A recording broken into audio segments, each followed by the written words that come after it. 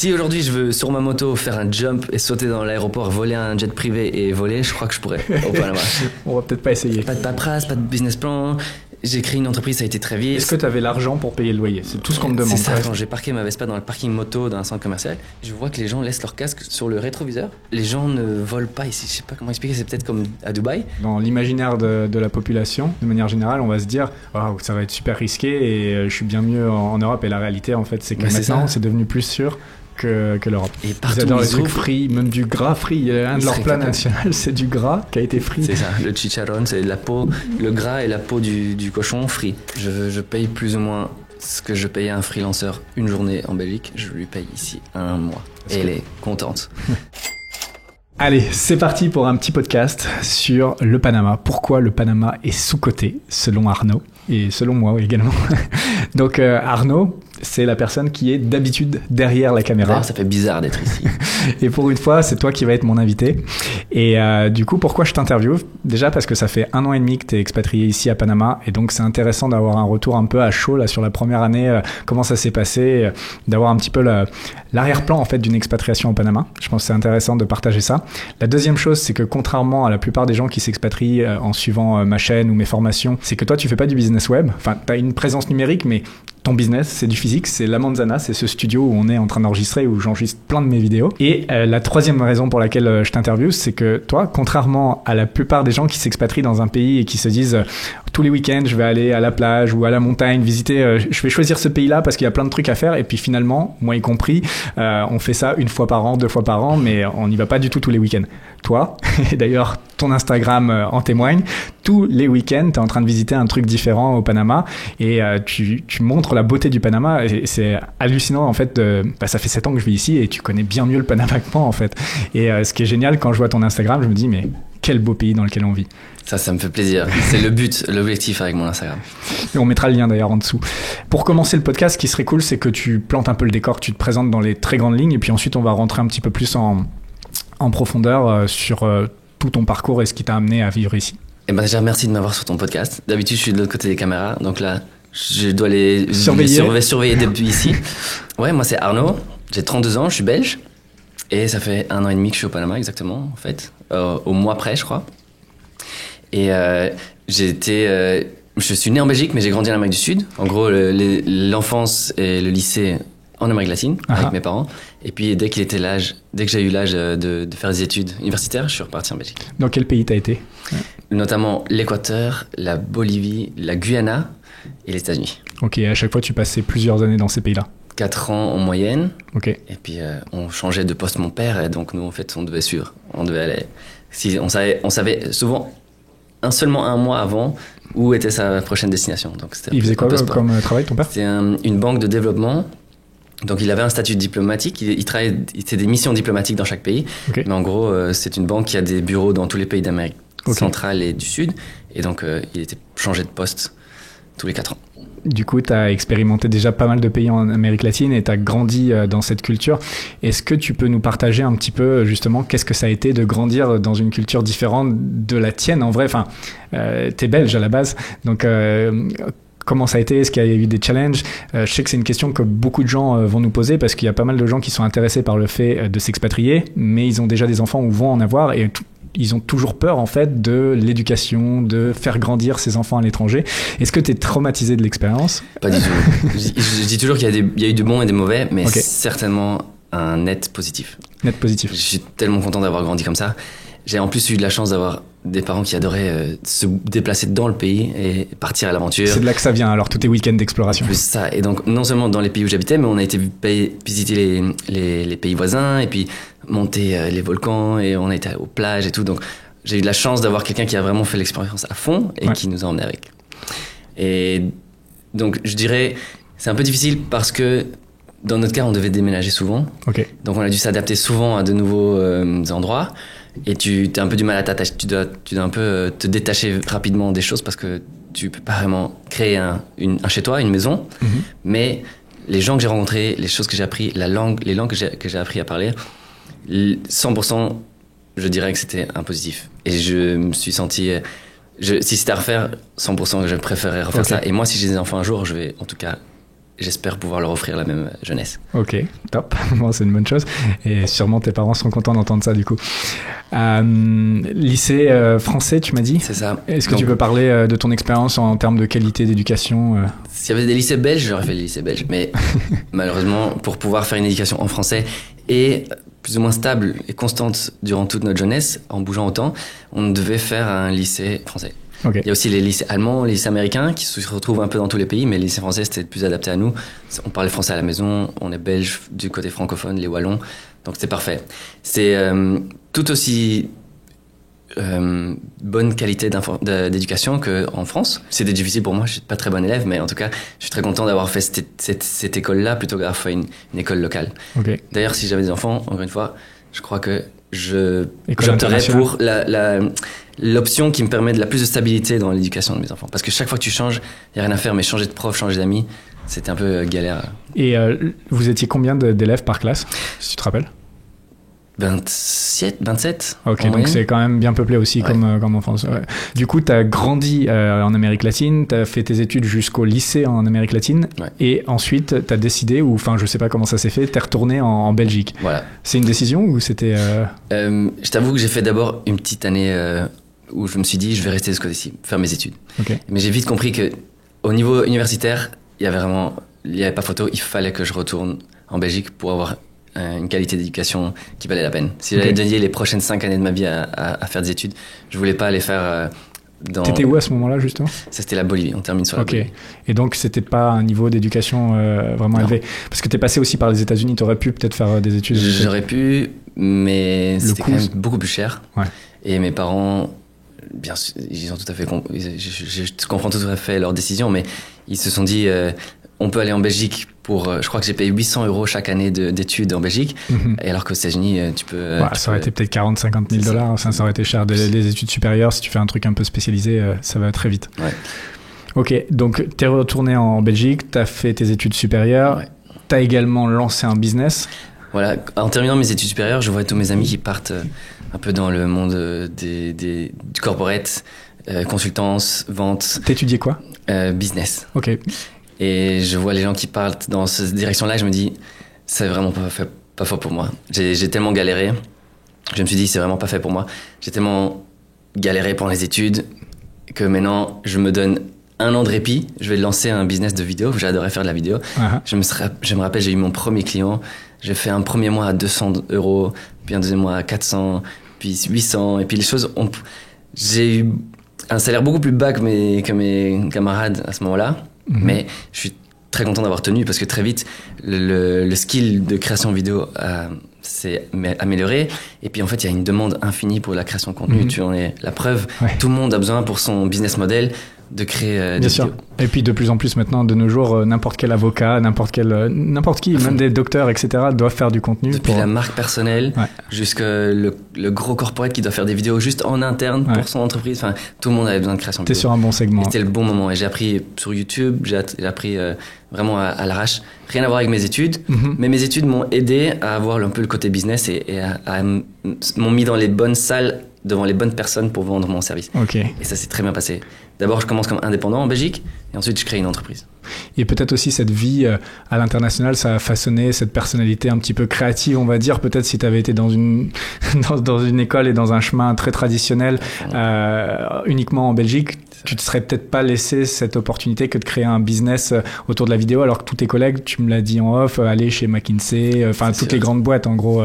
Et donc toi, tu as pris quand même un chemin très différent de tous tes camarades d'école. Je crois qu'un des avantages d'avoir grandi et d'avoir vu autant de gens, autant de choses, d'avoir rencontré autant de gens, c'est que j'ai vu qu'il y avait en fait une infinité de possibilités.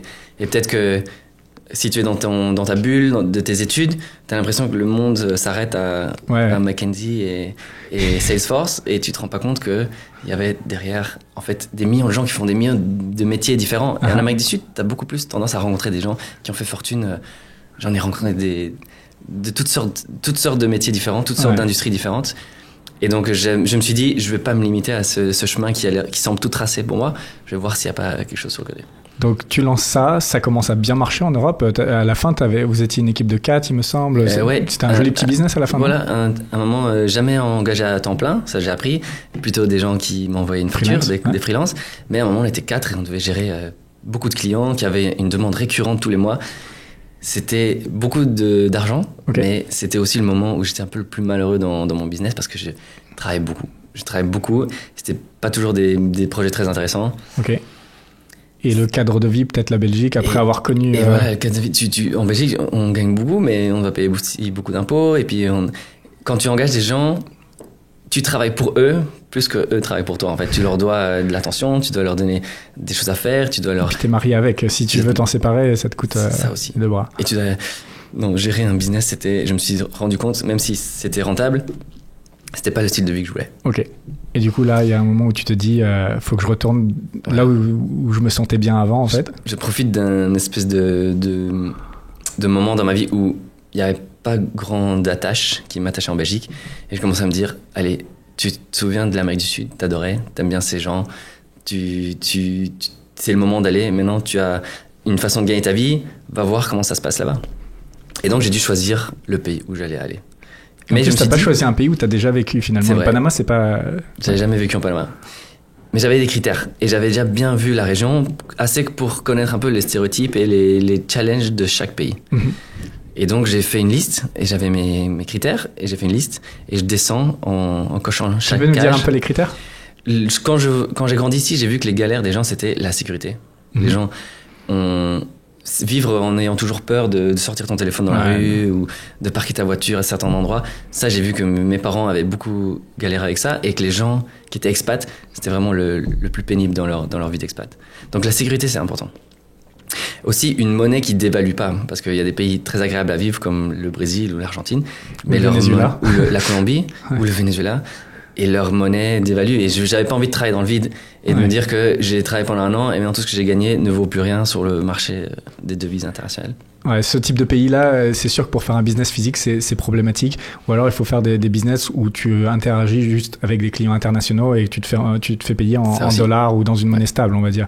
Mais c'est vrai que si tu te fais payer dans leur monnaie, c'est des monnaies de singe, malheureusement. Ouais. Mais comme en Belgique, j'étais créateur de mon propre métier et j'avais mes propres clients, je m'imaginais pas travailler pour quelqu'un ailleurs et de facturer, par exemple, aux États-Unis, mais vivre ailleurs. Donc, je suis venu déjà en me disant, le pays où j'arriverai sera le pays qui me payera. Donc, c'est aussi important. Je suis pas allé en digital nomade. Parce que en digital nomade, mon choix aurait été peut-être très différent. Parce que là, la monnaie et la dévaluation de la monnaie n'est pas importante. C'est une question que j'avais justement. Après, tu diras peut-être si tu avais d'autres options en tête à part le Panama. Oui. Mais du coup, sécurité, la monnaie, donc l'USD ici à Panama, c'est le dollar, c'est très simple. Encore important, en venant de Belgique, tu deviens très sensible à la météo. Et je voulais qu'il fasse bon. Je voulais plus... avoir ces 6 mois d'hiver. Et il y a des pays qui sont très agréables à vivre, mais ils ont un hiver rude. Et je me suis dit que 10 ans en Belgique, ça suffisait. Et je voulais un pays où il faisait beau.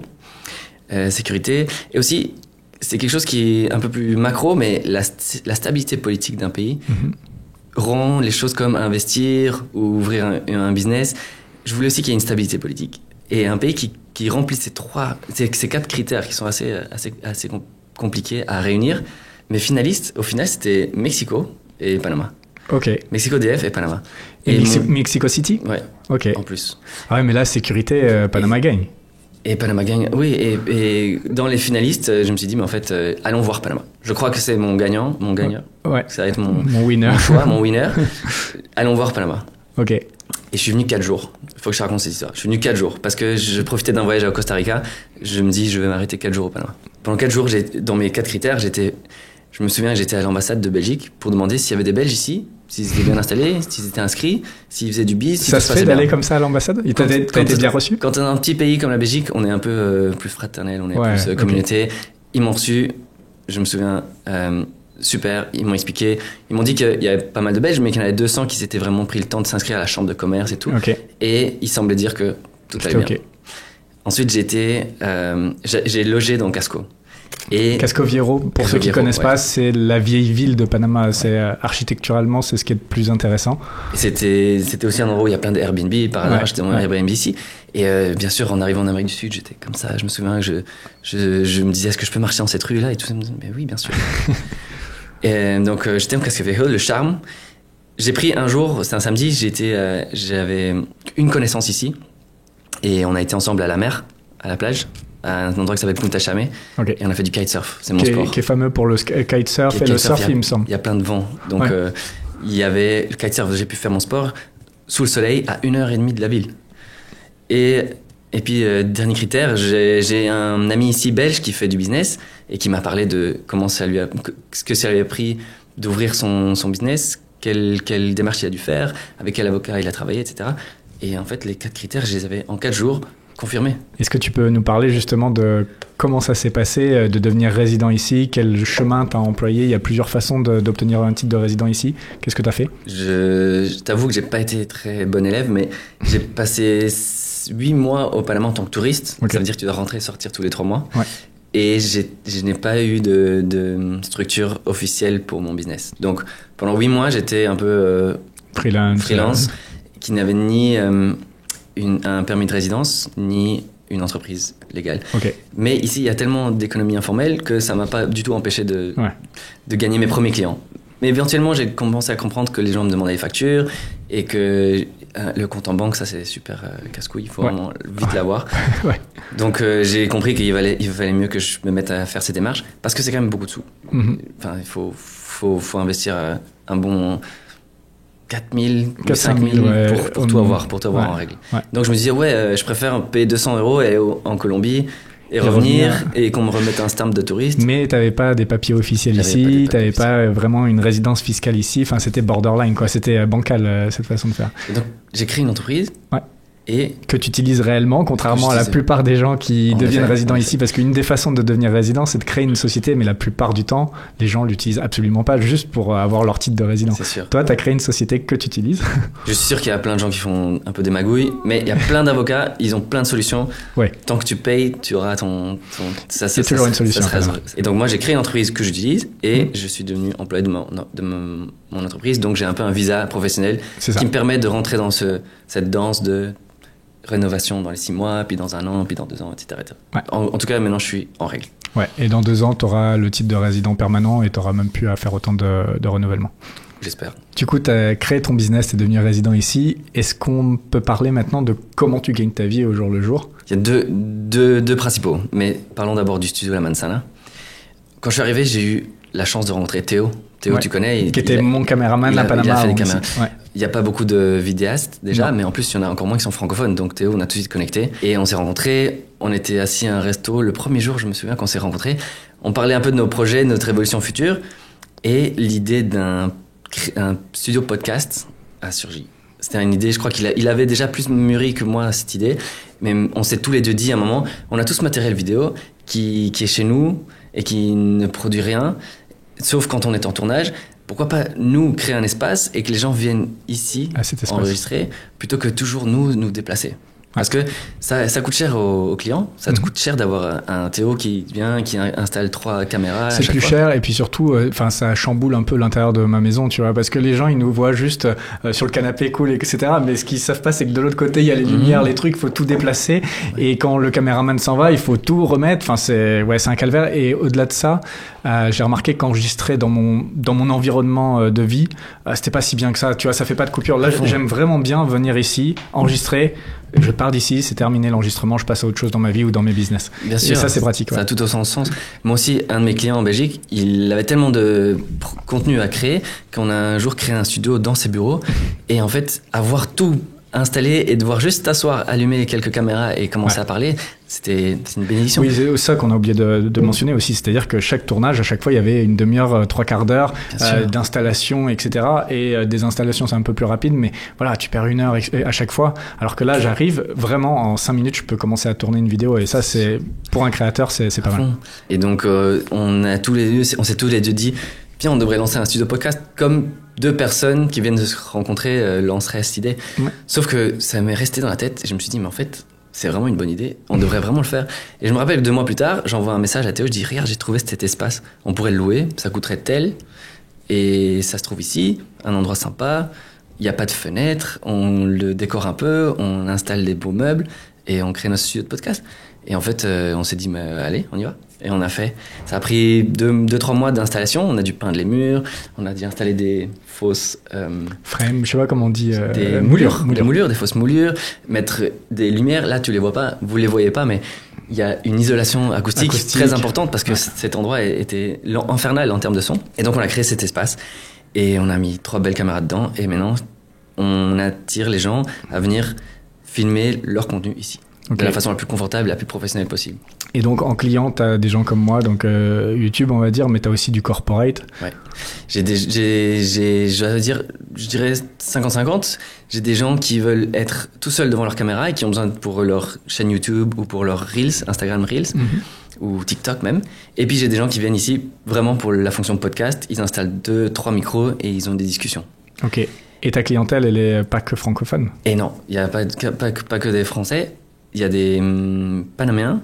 Et récemment, ça c'était le plus beau des clients, c'était des gens qui viennent des États-Unis ici pour enregistrer. Parce que ça leur coûte moins cher de venir ici, de passer un week-end, de bronzer à leur piscine, d'enregistrer pendant 2 heures et de rentrer chez eux avec 12 vidéos que de le faire chez eux à Miami dans un studio qui leur coûterait 2 fois plus cher. Donc ça c'est le client idéal. Ok, cool. C'est un truc à développer aussi, peut-être des séjours podcast. J'adore. Ça me semble évident. En plus, comme tu viens créer du contenu, tu peux mettre ça sur ta société, tes frais d'entreprise. Donc tu viens au Panama, te bronzer la pilule aux frais d'entreprise, et en plus tu repars avec 12 vidéos que tu peux commencer à poster. C'est vrai que c'est pas mal. C'est pas mal. Donc le studio, business principal et le plus visible, on va dire. Après, tu as une deuxième business. Alors ça, c'est une histoire un peu folle, mais quand je suis arrivé ici, moi, créateur vidéo, je me retrouve sans client. Plus rien à faire. J'ai beaucoup de temps libre. J'habite dans un nouveau pays. Je sors, je me promène et je vois qu'il y a des protestes, des manifestations. Tu te souviendras peut-être, c'était les protestations parce que... Les mines, non? Il y a des mines. Il y a une mine et le peuple panaméen n'est pas très content de comment la mine est gérée, en gros. Et donc, il y avait des manifestations en bas de chez moi. Donc, je descends avec ma caméra et je filme. Je fais un petit montage stylé, de la musique, slow-mo et tout. Et je publie sur mon Instagram. Et là, j'ai le plus de vues que j'ai jamais eu sur une vidéo. Et je suis arrivé au Panama avec 2000 followers. Mais à force de créer des vidéos sur le pays, maintenant, je suis à presque 30 000. Il est humble, mais en vrai, il est une petite célébrité locale maintenant. Il se fait reconnaître, il se fait inviter beaucoup. Donc ça a pris du temps, mais maintenant, j'ai un peu développé cette réputation de créer des vidéos sur le Panama.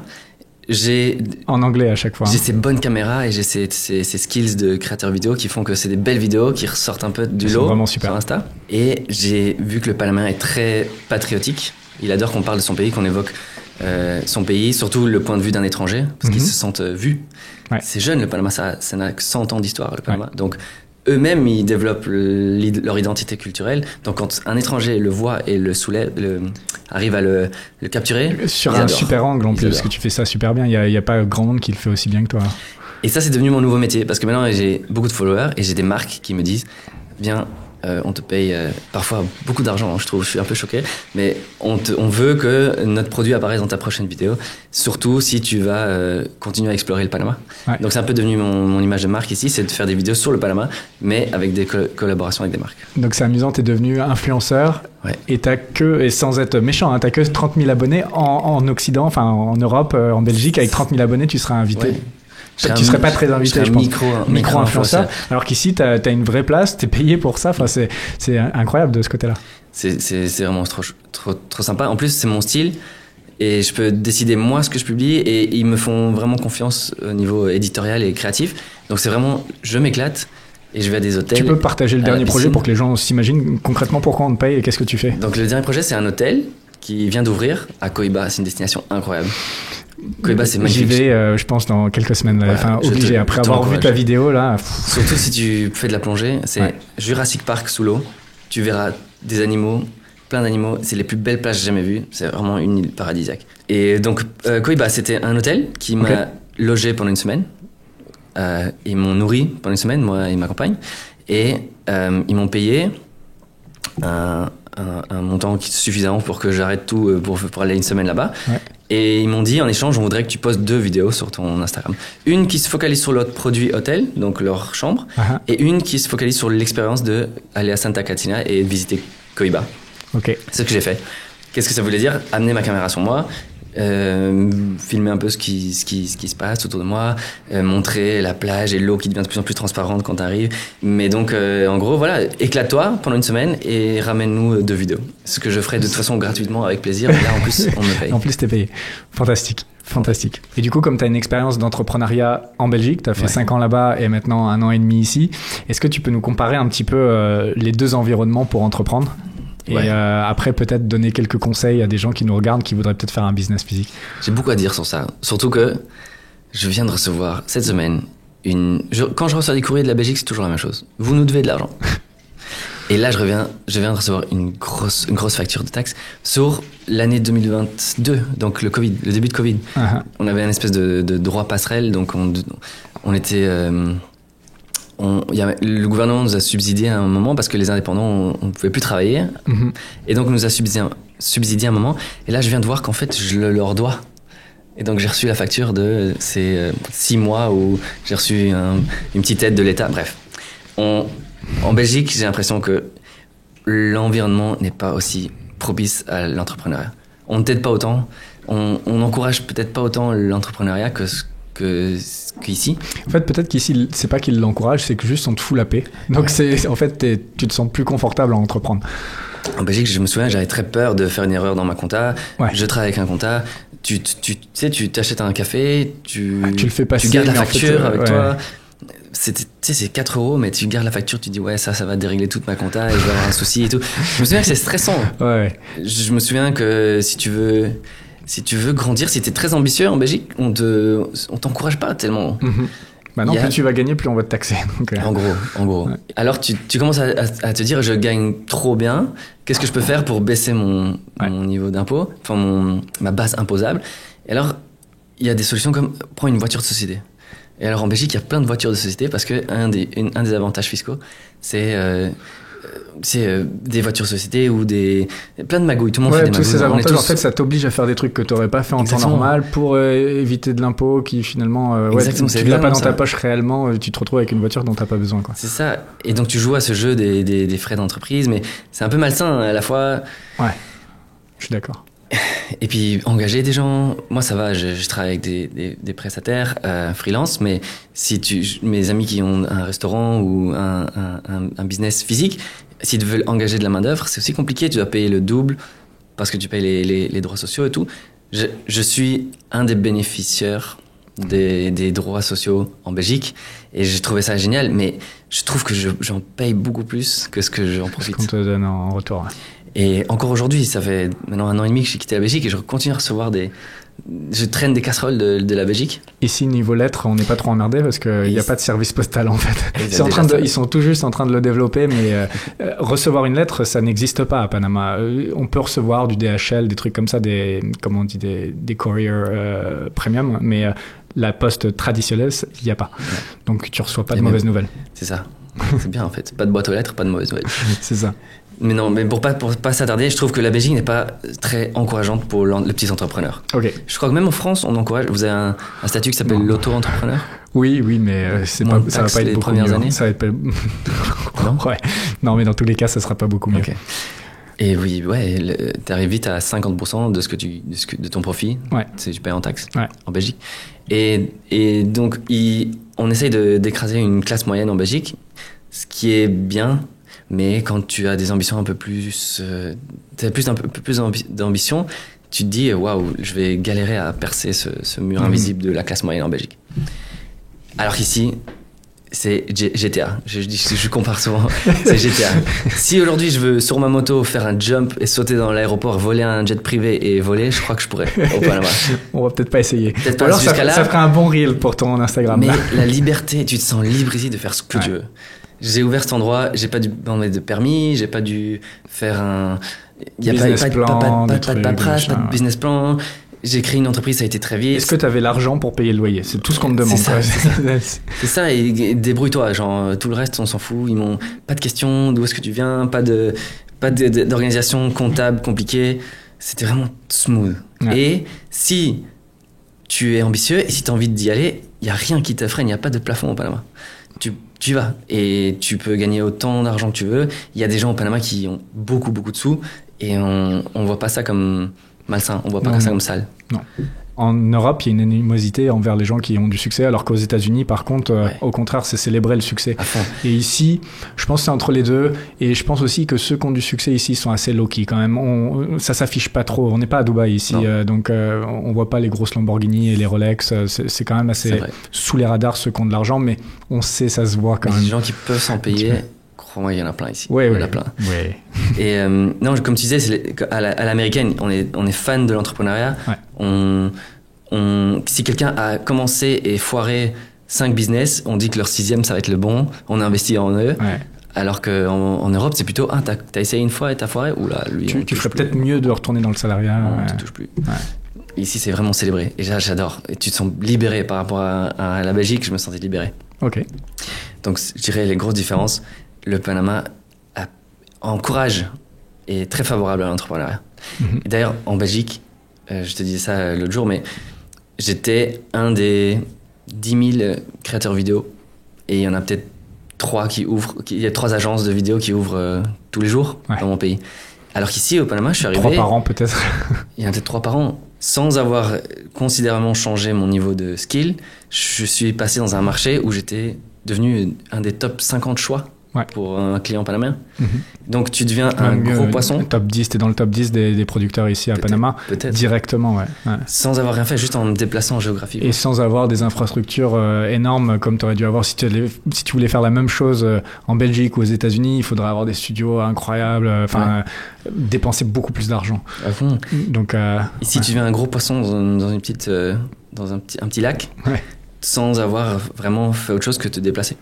Il y a juste un marché où on a plus besoin que toi que là-bas. Ce qui fait que tu peux augmenter tes prix. D'ailleurs, je tiens à le dire, mais j'ai gardé mes prix similaires dans les 2 pays. J'ai juste changé la devise, mais je facture la même chose. Et payer du staff ici est beaucoup moins cher. Donc la différence de marge que tu peux faire ici, elle est énorme. Ouais, c'est vrai. Tu me disais l'autre jour dans les restaurants, c'est vrai que je me suis jamais fait la réflexion, mais il y a pas mal de restaurants un peu huppés où les prix des plats, finalement, c'est les prix des plats d'Europe. Comparable à l'Europe, Mais par contre, le salarié, il est payé 3-4 $, ouais. Donc effectivement, les marges sont beaucoup plus importantes. À fond. Et puis la fiscalité, on n'a même pas mentionné, mais la fiscalité, alors localement, c'est pas un paradis fiscal pour celui qui fait du business local, il y a quand même une fiscalité, mais qui est beaucoup plus souple et beaucoup moins élevée que la fiscalité française ou belge. Tu te connais peut-être plus en fiscalité au Panama que moi, mais en tout cas, ce qui me concerne, je crois que mon taux d'imposition, maintenant que tout est réglo et que j'ai ma structure, je vais payer les 7% de TVA et puis peut-être 10-15% sur ce que je déclare à la fin de l'année. Ouais. Et personne ne va vérifier que mon billet d'avion pour retourner en Belgique est un frais d'entreprise ou pas, parce qu'il n'y a pas l'infrastructure pour vérifier les frais d'entreprise. C'est juste à toi, en tant que business owner responsable, si tu veux montrer que ton business fait du profit et peut-être plus loin faire des prêts, lever de la dette, et montrer que tu as un business plan solide, tu as intérêt à montrer qu'il y a du profit et de payer un peu d'impôts. Mais sinon, assez facilement, tu peux minimiser le profit et donc payer assez peu. Voilà.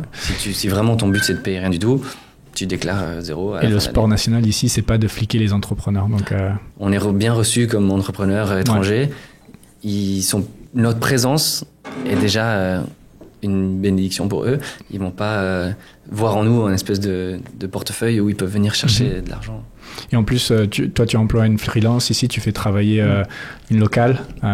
C'est une autre chose. Je paye plus ou moins ce que je payais à un freelanceur une journée en Belgique. Je lui paye ici un mois de travail. Et elle est contente parce elle est contente. Et elle est jeune. Donc, c'est possible parce qu'elle est jeune et son attente de salaire et ses skills sont à ce niveau-là. Mais c'est un salaire qu'elle est très contente de toucher. Très décent, ok. Et je prends d'autres services. Si je dois faire des montages ou de la création graphique, les prix ici, c'est parfois surprenant. Parfois, je demande comment tu veux me demander pour ces services, et le chiffre qui me sort, je me dis waouh. Et parfois, ils te le sortent en pensant que ça va t'effrayer, que ça va être trop gros, et en fait, tu te dis dans ta tête à l'intérieur, super, super. C'est ça, je dis super. Et puis, j'ai presque même envie de dire, vas-y, le double, je te le paye quand même. Mais je me dis, allez. Non, après, tu déformes le marché si tu acceptes de payer le double. C'est ce que font les Américains quand ils arrivent quelque part. C'est jamais très bon sur le long terme. Du coup, là, j'en tire un petit peu un premier conseil qui était, si tu as une bonne skill en Europe, amène-la dans ce type de pays et tu vas directement être dans le haut du panier. Exactement. C'est le plus gros conseil que tu puisses donner. Est-ce qu'il y a d'autres choses que tu pourrais donner sur l'installation d'un business physique à Panama, par exemple? Oui. Au Panama, il y a le niveau, le base est assez médiocre. Genre, la barre est très basse. Ouais. Si tu fais un bon produit ou si tu les livres un bon service et tu tiens ta parole et t'es à l'heure et t'es éthique, t'as une éthique de travail respectable, ton business ira bien au Panama. Ouais. Je te le promets, je te le garantis. Si ça marche pas, viens me voir et on en parle. Mais je te promets que quoi que tu fasses, surtout si c'est quelque chose de très éloigné, si t'es un je sais pas, un vendeur de sardines, ouais. Je te promets qu'il n'y a pas de vendeur de sardines au Panama et je te promets qu'il y a une demande pour acheteurs de sardines. Ouais, même poser des fenêtres, n'importe quoi. Tu poses des gens réparateurs de guitare, pirates, quel que soit ton métier. Justement, le plus ça s'écarte un peu du traditionnel. Le plus tu seras seul sur le marché et le plus on a besoin de toi. Parce que des gens ont besoin de réparer leur guitare.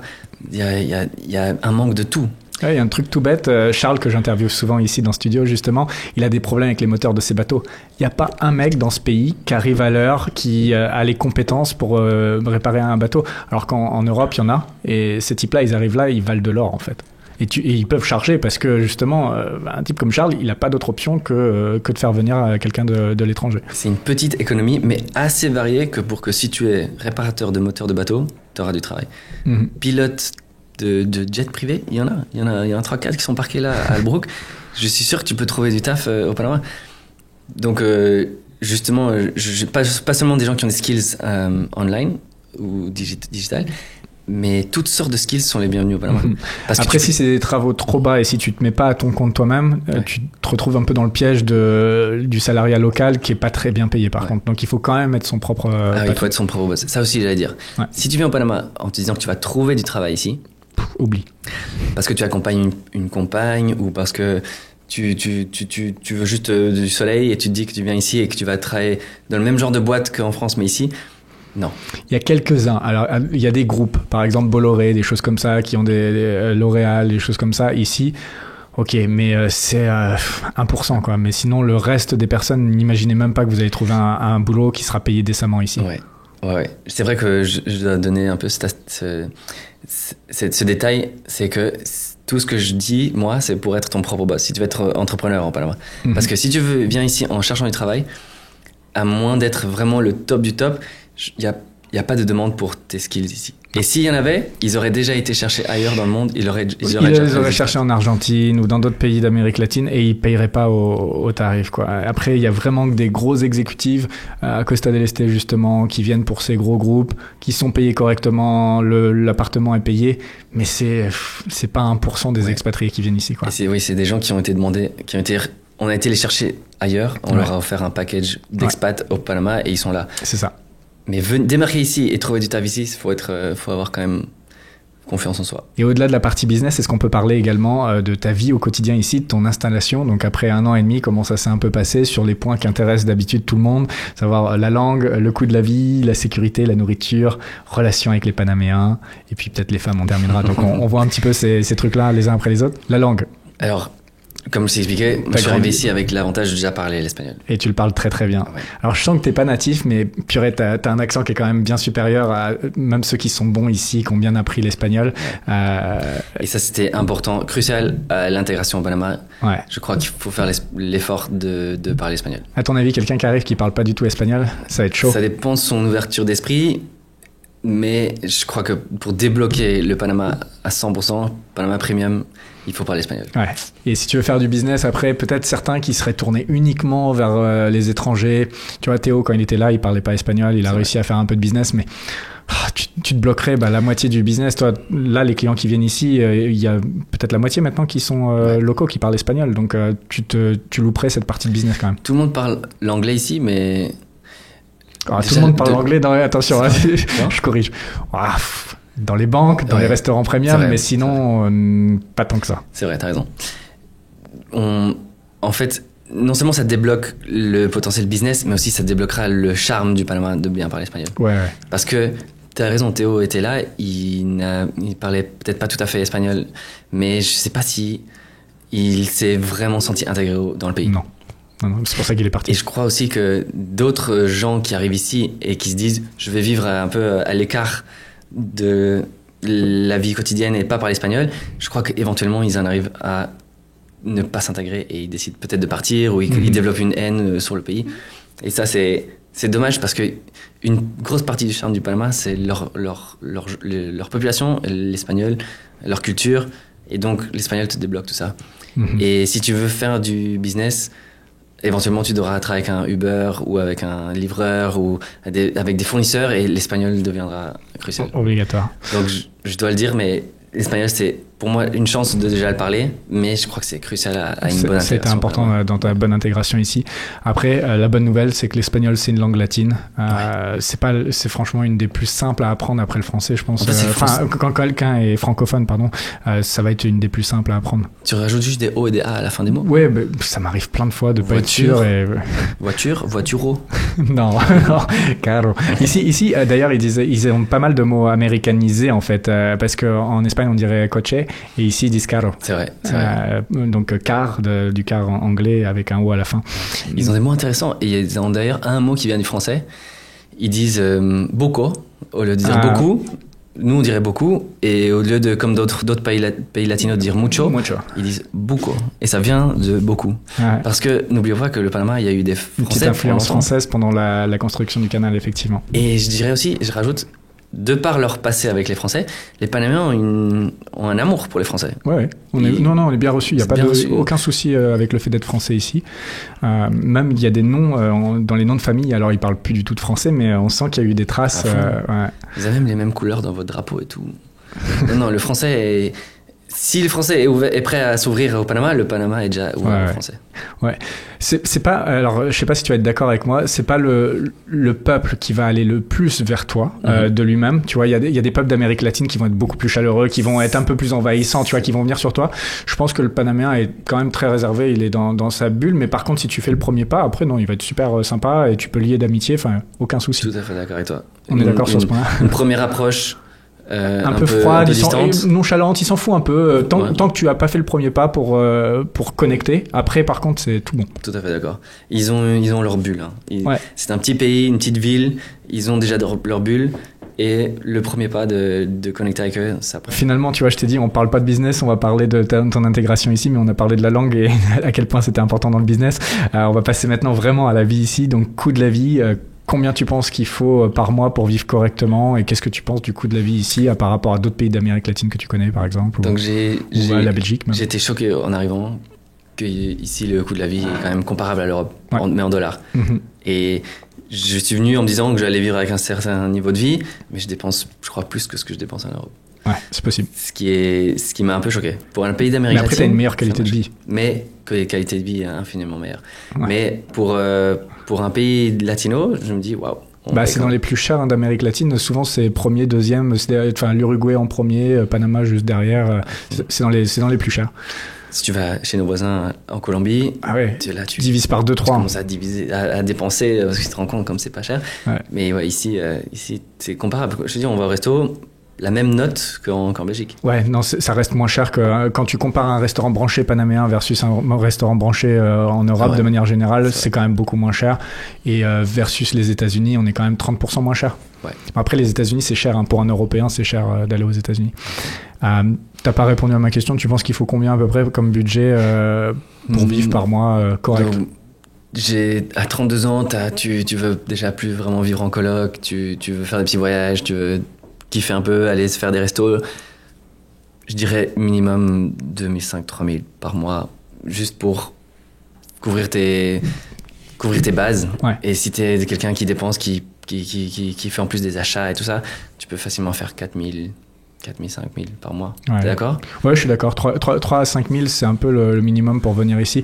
En dessous de 3000, tu vas pas vivre super bien, ou alors tu vas pas profiter vraiment du pays, tu vois. Donc, je pense que c'est dommage de venir ici si t'as pas ce budget-là mensuel. Je suis d'accord. C'est pas impossible. Oui. Il y aura toujours des façons de faire. Il y a des gens qui ont un salaire mensuel de $500. Donc, il est possible de vivre au fin fond de la ville pour pas grand-chose. Peut-être d'aller loyer à $100-120 par mois. Tu peux manger du riz tous les jours. Mais, enfin, tu quittes pas ton pays pour vivre ça, tu vois. Minimum, je suis d'accord avec toi, 2005 si tu veux la vie d'expat, vivre, c'est-à-dire dans une tour sympa avec le gym, la piscine, bon, bah, les appartements, ça va commencer à 1000 jusqu'à, enfin, il y a pas de limite, mais on va dire entre 1000 et 2005, 3000, t'as des appartes géniaux. Ouais. Et puis après, ouais, un peu de vie, un peu de restaurant, et puis si tu voyages un petit peu, ouais. Pour te donner une idée, si tu veux, moi, j'habite dans Casco. Ouais. J'adore. J'ai un chouette bâtiment avec une piscine et un toit.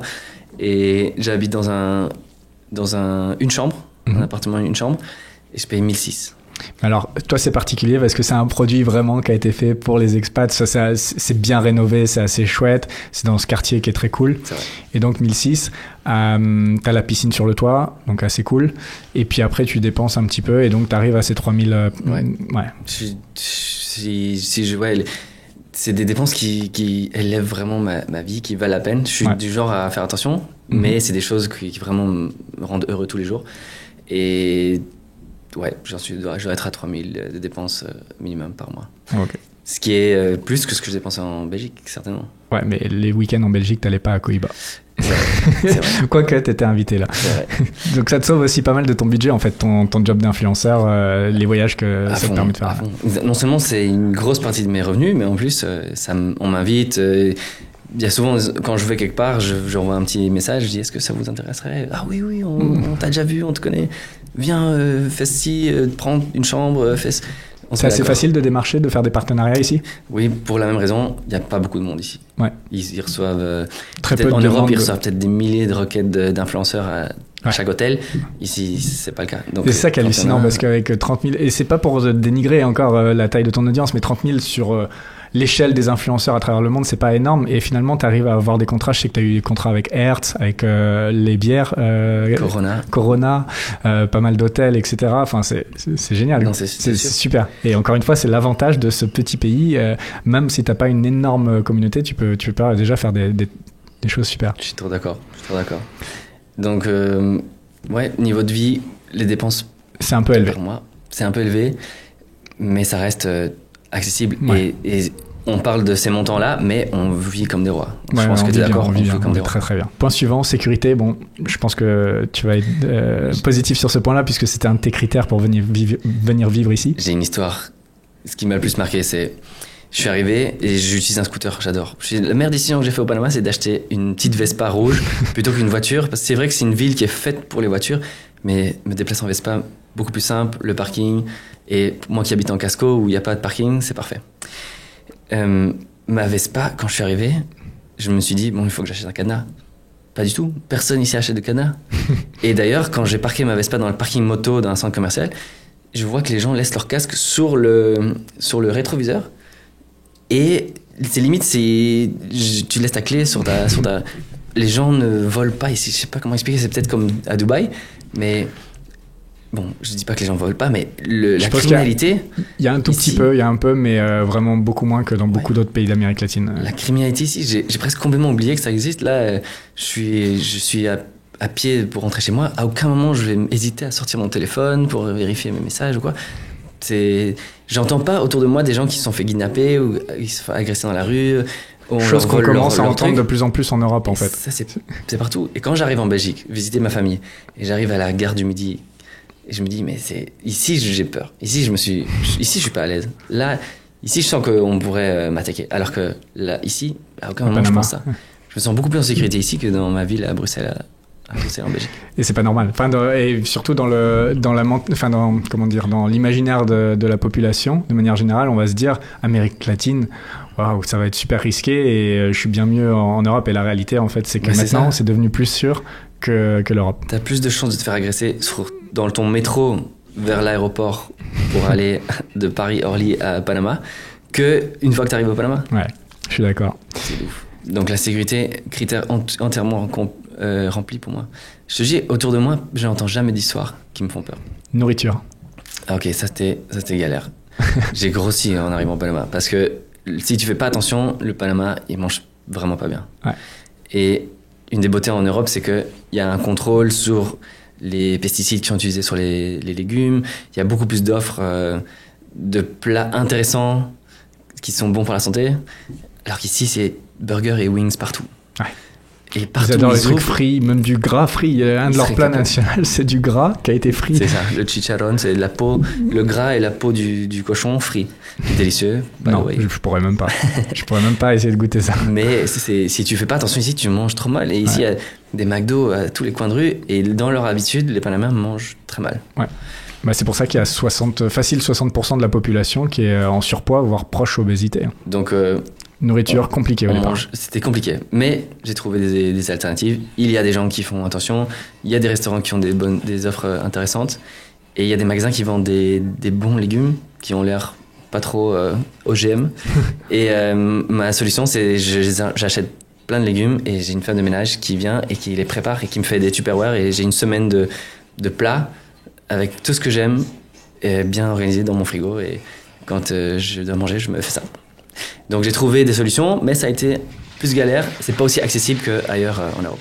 Ouais, c'est ce que j'ai dit souvent concernant la nourriture, c'est qu'on peut bien manger ici, mais ça nécessite vraiment de prendre ses marques, de connaître ses fournisseurs, de connaître les restaurants. Ouais. C'est pas aussi facile que, je sais pas moi, t'arrives en Italie, tu vas au premier troquet et tu vas bien manger. Enfin, je caricature un petit peu la chose, mais c'est vrai qu'il y a des pays comme ça, ou même en France, t'as des bistrots de quartier où tu sais que tu vas bien manger. Ici, tu vas au premier bistrot, t'as 9 chances sur 10 de mal manger, pardon. Ça va être gras, ça va être frit, etc., des huiles qui ont été utilisées 1000 fois. Enfin, c'est horrible. Donc il faut vraiment prendre le temps de trouver ses fournisseurs et ses restaurants, ses adresses. Et après, par contre, on peut manger très correctement, très décemment. D'ailleurs, juste par curiosité, mais c'est quoi ton restaurant préféré au Panama ? Numéro 1, j'aime bien Hazard, dans le You, là. C'est un de mes restaurants favoris. Ah ouais, là, une belle vue. Belle vue, leurs sushis c'est les meilleurs pour moi de Panama. Qu'est-ce que j'aime bien d'autre ? Makoto, encore un japonais. En vrai, je suis pas le meilleur exemple parce que je mange quasi que des nigiri et de la viande rouge. Donc, Makoto, qui font très bien la cuisine japonaise et viande. Ils ont des viandes incroyables. Et le chef cuisine devant toi et il te serve sur le petit bar. C'est possible, ouais, tu peux. Après, j'aime bien, c'est pas très joli la déco, mais la viande est extraordinaire. Gaucho. Et ouais, donc ça, c'est mes restaurants favoris. Toi aussi, vas-y, balance trois adresses comme ça pour ceux qui nous regardent. J'adore Fonda Lokai. Ok, très connu. C'est un top 50 dans l'Amérique latine. Ouais. J'adore Makoto, je le mettrai aussi dans ma liste. Mais il y a un petit restaurant qui s'appelle Umi, ouais. Tu as peut-être déjà été. Japonais aussi, qui est à Calle 50, non ? Calle 50, et tout discret, toute petite porte, tu ouvres. J'ai fait une vidéo dessus d'ailleurs. Okay. Et le chef devant qui te sert, il y a de la musique rap, c'est une trop bonne ambiance et c'est trop bon, on te sert du saké ou de la liqueur coréenne. Enfin bref. Japonaise. C'est japonais. C'est goût fraise et tout, c'est pas vraiment du saké. Ah, ça je sais pas alors. Non, mais il y a moyen que le restaurant Umi est japonais et pour ceux qui veulent avoir encore un peu plus l'ambiance dans la tête, c'est un peu comme un japonais à New York, un peu, tu vois, c'est le truc un peu branchouille avec effectivement du R&B des années 2000 et puis les mecs qui te font les sushis devant toi et c'est vrai que c'est sûrement ils sont en compétition avec Makoto et Hazard pour la qualité de leur sushi. C'est vraiment le top. Là, on a donné les trois meilleurs. Après, il y a Hacha aussi, je sais pas si t'aimes bien. Marisco, c'est très bien. Alors, il y a plein de belles adresses à Panama, sincèrement. A to Z, tu connais ou pas ? Tu connais ? Ouais. T'as été ? C'est un chef syrien, il me semble, si je dis pas de bêtises. Ou En tout cas, il vise l'étoile, ce chacal. Il est fort. Il nous a fait des trucs trop bons. Est-ce que tu te souviens du ravioli de... C'était incroyable. Mais le restaurant, en fait, pour ceux qui connaissent, enfin, A to Z, donc bien sûr, la plupart ne connaîtront pas, c'est un restaurant, c'est à l'arrière d'une bibliothèque. C'est une bibliothèque pour rentrer dans le restaurant. Il y a que 12 sièges. Et donc c'est un menu fixe et c'est une expérience culinaire et visuelle incroyable en fait. Parce que il cuisine, il a toute son équipe qui cuisine avec lui devant et c'est... Donc c'est aussi, il faut le dire, mais si tu as les moyens, tu peux te le permettre, au Panama, il y a quand même de quoi faire des expériences culinaires. Si on voulait, je pense qu'on pourrait faire tout un podcast sur les restaurants de Panama et comme tu l'as dit, si tu as de l'argent en fait, tu as un niveau international. Et franchement, en termes de prix, t'es quand même beaucoup moins cher que si t'étais à Miami. Enfin, Miami, j'ai des expériences qui coûteraient 500 balles, tu le payes 150 ici. Et là, c'est sûrement le restaurant le plus cher de la ville, A to Z. A to Z, c'est le plus cher que j'ai jamais vu. Ouais, et bon. Super expérience. C'est trop bon. Bon, ça y est, tout le monde a faim derrière la caméra maintenant. Là, les gens ont remarqué qu'on avait un peu faim. Oui, bah là, c'est l'heure un petit peu aussi. Relation avec les Panaméens, on en a parlé tout à l'heure, mais est-ce que tu t'es fait des amis locaux ? Ça, c'est important. Il y a eu... Donc, même si t'as pas envie, il n'y a rien à faire, mais quand on est expat, on connecte plus facilement avec d'autres expats. Ouais. On a plus d'empathie avec ce qu'ils vivent. on est plus semblables culturellement. Je dois t'avouer que mes potes au Panama, c'est plutôt des expats. Des gens qui sont venus ici, des Allemands, des Français, d'autres Belges, des Américains. Mais j'ai toujours, dans mon travail, j'ai l'occasion de souvent connecter avec des Panaméens. Et j'ai aussi créé un running club, donc tous les mardis et tous les jeudis, à 6h30 sur l'avenue Balboa, donc une espèce de digue où on peut courir facilement. Je me retrouve avec un petit groupe, parfois on est 10, parfois on est 3, parfois on est 20, 25. Mais c'est un groupe de gens, quand toutes les étoiles s'alignent, on est tous là, on va courir. À 6h30 du matin ou du soir ? Du soir. Okay. Et ça, c'est mon contact avec le Panama, le vrai Panama. Ok. Et comment tu l'as créé, ce club ? Au début, j'adorais courir. Et puis, je me suis dit, je me sens un peu seul. Ce serait cool d'avoir... En Belgique, j'avais un super groupe de courses que j'adorais aller courir avec eux. Je me suis dit, viens, je vais essayer de créer une petite communauté. Et j'ai fait une story. Et bien sûr, j'avais beaucoup de followers. Donc, la story a eu beaucoup d'attention. J'ai créé un petit groupe WhatsApp. Et puis, sur le groupe WhatsApp, il y a 120 personnes qui ont rejoint. Ok. Donc, et on n'a jamais été 120 ensemble. On n'a jamais été plus que 30 à la fois. Mais dans ce groupe, j'écris tous les mardis, jeudis qu'on va courir. Et là, je retrouve des gens et on court. Et on a notre petit rituel à la fin, c'est on s'arrête, il y a un vendeur de jus d'orange. Ouais. Et on boit un petit jus d'orange. Classique. Et ça, c'est super, ça te motive. On court 5 km, c'est pas grand-chose. Ouais. C'est un rythme léger où tu peux parler avec les gens à côté de toi. Ça, c'est une bonne façon. Ça m'a connecté à des Panaméens. Mais je dois t'avouer que les relations proches, c'est encore des expats. Ils sont un peu difficiles, on le disait, mais un peu difficiles à percer dans leur groupe. Et puis, on a des habitudes tellement différentes. Ouais. Un Panaméen, notoirement, il visite pas son pays. Ouais. C'est difficile d'avoir un Panaméen et de lui dire viens, on va à Punta Chamé. Mais toi, tu connais plus le Panama que... Enfin, là, je peux le dire sans avoir peur que tu connais plus le Panama que 95% des Panaméens. Ils voyagent pas dans leur propre pays. Ouais. Que ce soit une question de moyens ou simplement ils sont pas intéressés. Pas intéressés. J'en connais plein qui ont jamais quitté Panama City. Ça m'étonnerait pas. Ils veulent aller à Miami, ils veulent aller en Europe. Oui, ça, c'est grandiose. Ça, ils réunissent leur argent, ils économisent pour aller à Disneyland, Orlando. Ça, c'est... Mais ils ont Cohiba dans leur jardin et ils y vont pas. Ça, je suis quand même choqué. De toute façon, on y vient dans un instant. Hein. C'est sous-côté. Un point sur lequel tu fréquentes quand même les étrangers, c'est ta petite copine. C'est vrai. Et je suis arrivé au Panama célibataire et rappelons que j'ai grandi en Amérique du Sud, donc je connais bien cette culture. Et donc, le match culturel avec les Latinas était déjà un peu là. Et au Panama, j'ai pu un peu rencontrer des gens et connecter avec pas mal de gens. Mais c'est avec une Vénézuélienne que je me suis le plus attaché. Et d'ailleurs, maintenant, c'est ma copine. C'est les plus belles. Hein. C'est vraiment... Elles sont très jolies, les Vénézuéliens. C'est un peuple dingue. C'est un peuple résilient. Ils sont ambitieux. Les Vénézuéliens qui déménagent au Panama, ils sont déter, ils lancent des business, c'est des artistes. Les plus belles affaires, les plus beaux restaurants, c'est des Vénézuéliens. Hein. Le staff, c'est souvent des étrangers aussi. Mm-hmm. Genre, les Vénézuéliens, je connecte beaucoup avec eux. Mes meilleurs amis sont vénézuéliens. Et donc, j'ai bien connecté avec Virginia, qui est vénézuélienne. Et on match surtout parce qu'elle c'est aussi une entrepreneuse. Et comme la plupart des gens qui sont venus du Venezuela, elle a lancé son business ici. Elle est sur une super trajectoire avec son business. Et ça nous connecte beaucoup parce qu'on passe autant de temps à travailler ensemble. Et c'est sûr que rencontrer quelqu'un ici est venu compléter l'expérience du Panama. Si en plus tu rencontres quelqu'un qui te va bien, t'as tout pour vivre ici. Ouais, c'est top. C'est souvent, par contre, ça peut être un des points qui peut manquer, c'est si on regarde que l'offre, entre guillemets, même si j'aime pas le mot, des femmes locales, les Panaméennes, elles sont pas très très jolies, elles gagnent pas beaucoup de concours de beauté.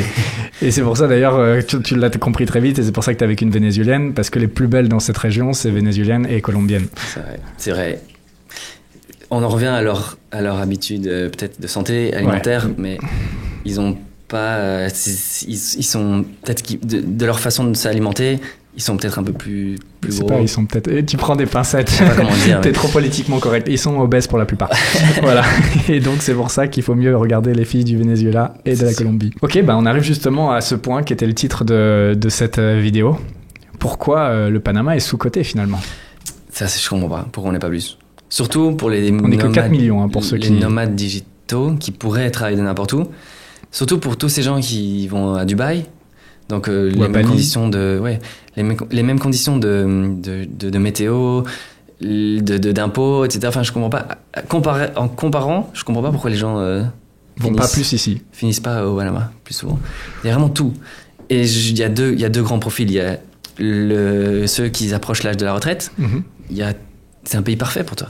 Tu as sûrement plus les moyens. Ah oui, et puis en plus, tu as le visa pensionado et tu as plein de réductions. L'avion, la compagnie locale aérienne te fait des réductions.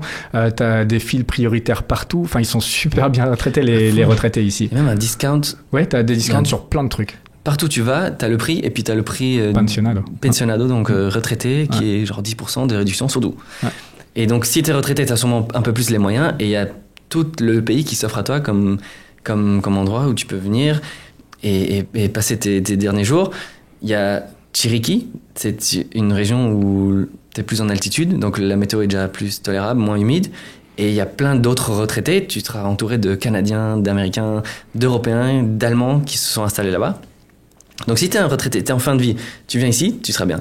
Mais si tu es un jeune en début de carrière et tu aimes le surf et tu aimes la teuf et tu aimes le soleil, tu as aussi plein d'offres. Donc je comprends pas pourquoi on n'est pas plus en fait.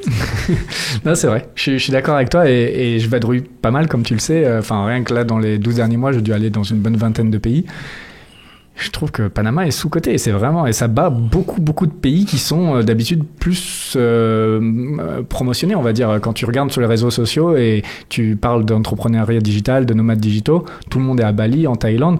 Effectivement, c'est des super destinations quand même, il faut pas cracher dessus du tout, surtout pour la Thaïlande à mon avis. Mais tu peux retrouver beaucoup de choses que tu aurais là-bas, ici, et avec beaucoup moins de monde. Tu vois, l'un des énormes problèmes d'Asie, ce que je dis souvent en gros point négatif pour beaucoup de ces grosses villes en Asie, c'est devenu surpeuplé, c'est impossible de se déplacer, etc. Ici, il y a personne. Là, tu vas à Coiba, vous êtes 3 à vous balader sur la plage, quoi. S'il y a un coworking à la plage, vous serez 3 pour 30 places. Ouais. Et je vois des images de Bali. Je viens d'aller en Thaïlande, à Koh Phangan. On faisait la file, littéralement, pour boire un café, parce qu'il y a tellement de gens qui vont là-bas. Et Après, il y a peut-être une partie des gens, et c'est peut-être la raison pourquoi il y a moins de monde ici, qui aiment ce côté, qu'il y ait beaucoup de monde, de connecter plus. Peut-être ça, c'est un des trucs qui pourrait manquer en soi, de connecter avec plus de web entrepreneurs ici. Vrai. Mais alors, c'est vrai, il faut le créer, cette communauté, alors. Alors venez. Et surtout, ce serait sympa d'avoir plus de Français. Ok, des francophones, ouais. Imagine, ça ferait des meilleurs fromages, bonne ambiance, les Français, c'est bonne ambiance. Genre, c'est un pays tout à fait adapté aux Français. Non, je suis trop d'accord, il faut plus de gens. Du coup, on a fait un tour d'horizon extrêmement positif globalement sur le Panama, mais j'aime bien toujours apporter les deux sons de cloche. Est-ce que tu peux me partager les choses que tu n'aimes pas avec le Panama après 1 an et demi ici, et peut-être encore plus loin, si tu avais une baguette magique, tu peux changer quelques trucs au Panama, qu'est-ce que tu changerais pour le rendre encore meilleur J'adore la question de la baguette magique, et je sais exactement ce que je dirais. Mais si je devais dire non, je suis sûr que tu es d'accord avec moi. Quelque chose que j'adore dans ma ville, c'est que l'offre culturelle, les musées, les artistes, il y a beaucoup plus de choses à faire et toujours quelque chose qui se passe. On a beaucoup investi dans la culture. Et donc, tu parles là pour la Belgique, hein? La Belgique, oui. Ouais, parce que tu as dit ma ville, là on comprenait plus. Non, pardon. En Belgique, quand j'y retourne, je me gave de culture, d'art. Les gens sont beaucoup plus éduqués sur l'art et la culture aussi. Il y a des offres de musique et d'activités. En fait, la ville est très vivante. Mm-hmm. Ici, tu dois un peu te le créer toi-même. Il n'y a rien. Tu peux faire des activités, mais c'est juste qu'il faut que tu le crées toi-même. Par exemple, si on parle, quand on comparait tout à l'heure à la Thaïlande, tu vois, en Thaïlande, tu vas pouvoir faire du jet ski facilement. Ici, si tu veux faire du jet ski, il faut que tu en achètes un, en fait. Il y a peut-être un mec qui doit en louer un ou 2 mecs, mais c'est pas développé. En fait, sur tous ces points-là, c'est pas développé. Et bon, là, je suis parti sur le jet ski. Pour te rejoindre sur l'art, c'est sûr que pour moi, ça manque énormément qu'il n'y ait pas un peu d'exposition, des choses comme ça. Mais c'est un trop petit pays aussi pour qu'ils puissent investir dans des collections qui valent la peine d'être vues. C'est ça aussi le truc. Parce qu'ils peuvent créer un musée, mais ça sera pas si terrible que ça. Il faudra mieux prendre un billet d'avion, aller à Mexico, New York, Washington DC, Paris, Saint-Pétersbourg. Voilà. T'auras une meilleure qualité dans tous les cas. J'ai l'impression aussi de beaucoup sacrifier à la santé quand je suis dans cette ville. On marche beaucoup moins.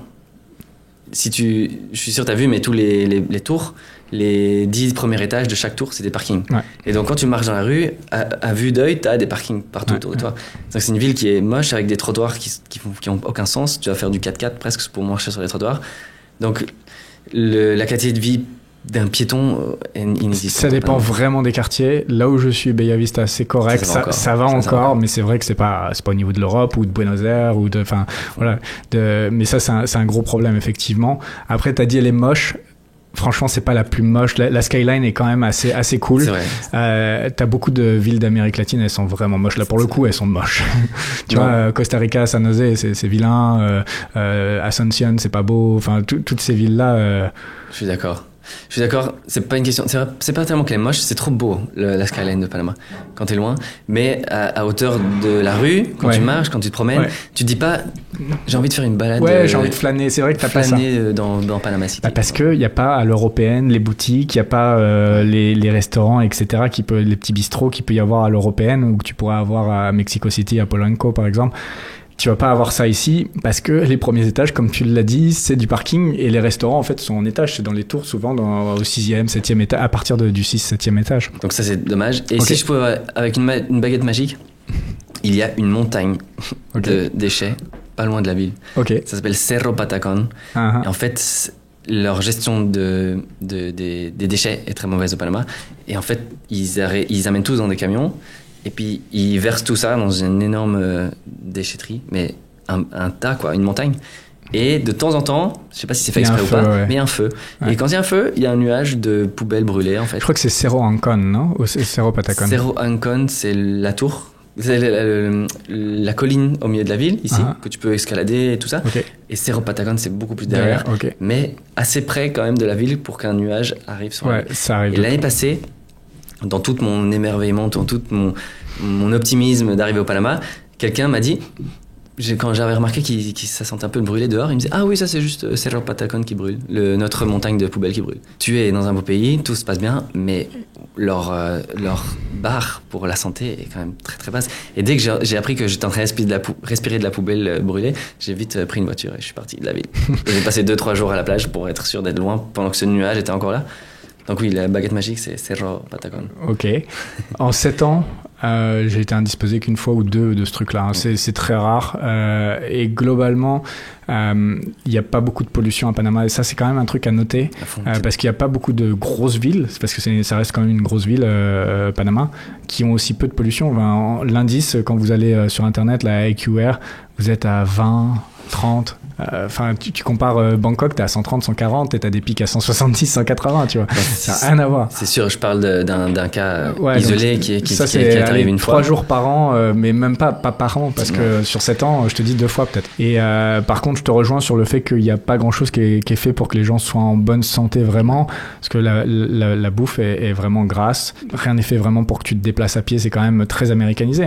Panama, on est en Amérique centrale, on est le dernier pays d'Amérique centrale, et il y a une énorme influence américaine de l'utilisation de la voiture tout le temps, donc effectivement c'est quelque chose de négatif. En venant ici, tu dois venir avec tes habitudes alimentaires de bonne santé, tu dois être quelqu'un qui a la discipline de faire du sport et d'aller te promener, de t'aérer, parce que ce pays ne te l'encouragera pas, comme chez nous. Ouais, tu peux vraiment t'empâter, devenir un peu gros si tu fais pas attention. Il n'y a pas de piste cyclable, tu peux pas te promener en vélo. Piste cyclable, t'as quand même... je suis en train de défendre à chaque fois. C'est vrai. Non, les gens, ils vont dire, je suis le sauveur de Panama. Mais là où tu fais ton jogging, en fait, toute cette avenida Balboa, là, je sais plus s'ils appellent ça la Cinta Costera ou la Cinta Costera. C'est la Cinta Costera, c'est pas la route qui est sur l'eau, ou ça aussi, s'appelle la Cinta... C'est les deux. Ok, tout ça s'appelle la Cinta Costera, ok. Donc, c'est toute cette avenida Balboa. Alors, c'est vrai que si tu fais le footing la semaine comme tu fais, à 6 heures en plus, c'est quand même pollué. Il faut faire dimanche. Le dimanche, en fait, ils ferment toute cette avenue et tu peux aller en vélo, faire du vélo, et c'est une piste cyclable, en fait, je crois que ça se transforme en 20-30 km parce que tu peux aller jusqu'à Amador comme ça. Et tu peux pas vraiment te prendre ton vélo en disant je vais aller au travail en vélo. Non, mais en pleine semaine, ça serait la folie. Tu peux prendre ton dimanche matin et dire moi et ma famille ou moi et mes potes, on va aller faire une grosse balade le long de la mer. Ça, tu peux faire. D'ailleurs, je l'ai fait plusieurs fois, c'est très cool. J'adore. Je fais très cool.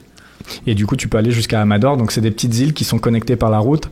Et enfin, c'est incroyable quand tu fais ton vélo là. Tu sais, sur la route qui va à Amador, en fait, t'as la mer des deux côtés. Tu vois les bateaux, tu vois un bateau qui est coulé. Il y a un bateau qui est coulé là-bas depuis des années, depuis que je suis arrivé. C'est trop beau. Et de là, à Amador, tu prends un bateau. C'est vraiment GTA cette ville. Ouais. Il y a un bateau que tu peux prendre, tu peux louer les bateaux, et puis tu vas sur Isla Las Perlas ou Contadora, qui sont à 1 heure. Et ça, c'est trop chouette, c'est une super activité. T'as Boga qui est à 1 heure, et après Contadora, Las Perlas, c'est presque 2h30 par contre. C'est un petit peu plus loin, mais par contre, c'est paradisiaque. C'est vraiment chouette de chez chouette. Et si t'as pas envie d'attendre, c'est ce que je vais faire la semaine prochaine. T'as des avions en 15 minutes en fait. Après, c'est tous les 3 jours. Ou alors en privé, et là c'est quand tu veux. Moi, si j'avais la petite baguette magique, j'étais étonné que tu dises pas ça parce qu'on en avait déjà parlé en privé. Je ferais une plage sur Avenida Balboa parce que du coup, on ferait la compétition directement avec Copacabana ou avec Miami. Ça serait extraordinaire. Ça serait incroyable. C'est vraiment trop dommage. Mais on en revient au problème de leur traitement de déchets. La raison pour laquelle la plage devant Panama City n'existe plus parce qu'il y a eu une plage. En plus. Ah oui, c'était une plage là. Oui. Imagine. Ouais. Mais c'est parce qu'ils ont déversé toutes les eaux usées devant, donc c'est pourri en fait. La baie là, alors c'est mieux parce qu'ils ont mis les canalisations de plus en plus loin. Mais il y a quelques années, les tours qui étaient en premier rang, qui coûtaient le plus cher, en fait ça puait les toilettes quoi. Horrible. Et donc là ils sont en train de régler le problème en allant toujours plus loin. Chaque président dit qu'il veut faire une plage, mais c'est un peu pour se faire élire. Mais pour l'instant on n'a pas eu le truc parce que ça serait un projet qui coûterait quand même cher. Mais en vrai de vrai, si vous voulez développer le tourisme au Panama, ils font une plage sur le long terme, ça serait un investissement qui serait tellement rentable, surtout qu'ils ont la capacité hôtelière parce que Panama a été surconstruit début des années 2010 avec tout l'exode en fait des Vénézuéliens justement qui venaient ici. Ils ont mis beaucoup d'argent, il y a beaucoup d'hôtels qui ont des remplissages à 25-30% actuellement les hôtels. C'est un petit peu mieux dernièrement, ça augmente un petit peu, mais voilà, c'est grosso modo ils ont de la capacité. Donc ils te mettent un point d'attraction, les hôtels, tout monte. Tout le monde. Je suis trop d'accord. Et je vais tâcher d'être investi au Panama avant que ça arrive. Parce qu'une fois que ça arrive, le Panama va... l'Avenida Balboa, ça devient ça va être incroyable. Incroyable. Je suis trop d'accord. Une plage, c'est vraiment ce qui manque sur cette ville. Ça serait magnifique. C'est tout. T'imagines? Du coup, on a bien fait le tour de Panama City. C'est la ville qu'on a choisie et c'est là où on vit. Mais il n'y a pas que ça à Panama, en fait. Et ce qui serait bien, c'est que comme toi, tu as une bonne expérience du pays, tu as pas mal voyagé dans le pays, c'est que tu nous fasses un peu un top 3 des meilleurs spots au-delà de Panama City si on veut vivre ou tout simplement explorer le pays. Déjà, là où je passe un week-end sur 2 pendant la saison, ça s'appelle Punta Chame. Punta Chame, c'est à 1h30 de la ville, même moins, maintenant qu'ils ont construit une nouvelle autoroute et qui répare la route. T'as 1 heure de la ville, et c'est un endroit où le vent est parfait pour le kitesurf. Et c'est une toute petite île avec peu d'hôtels, mais une petite communauté quand même, plein d'étrangers qui viennent pour le kitesurf. Et si tu es un amateur de sport sur l'eau, tu es sans combi parce qu'il fait bien assez chaud. Il y a le vent stable pendant toute la saison. Et c'est pas cher, c'est très accessible. Et quand tu dis c'est une petite île, ça veut dire qu'il faut aller jusqu'à un point et prendre un bateau après? C'est une péninsule, pardon. C'est une péninsule, mais c'est une toute petite ville où il y a peut-être 10 hôtels au total, 2 restaurants et un bar. Et donc tout le monde se retrouve au même bar. Le soir, il y a ces magnifiques couchers de soleil avec plein de kitesurf dans l'eau. Et puis on se retrouve tous au bar, super sympa pour rencontrer d'autres voyageurs. Ensuite, Bocas del Toro, c'est magnifique. C'est des îles, c'est une population qui parle patois, donc un espèce de jamaïcain. Ça ressemble à l'anglais jamaïcain. Et c'est des petites îles avec des petites constructions, des petites cabanes tropicales. On y fait beaucoup la fête. Si vous êtes quelqu'un qui est venu ici pour faire la fête et rencontrer des gens, sur Bocas del Toro, je vous garantis que vous aurez tout ce que vous cherchez. Et de la plongée aussi. Et en plonge, c'est aussi magnifique. Et si vous êtes surfeur, avancez, parce que c'est des point break, donc pas sur la plage, mais des point break plus en retrait. Il faut prendre un petit bateau et on t'emmène l'eau transparente, des magnifiques vagues. Je crois que c'est un des plus beaux souvenirs au Panama, c'était surfer sur les point break de Bocas del Toro.